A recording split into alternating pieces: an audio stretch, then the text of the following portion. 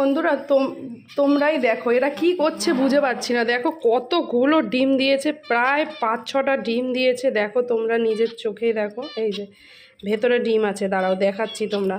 তার আগে এই যে দুটো মিলে ঢুকেছে, এই যে 5খানা ডিম আছে অলরেডি ভেতরে।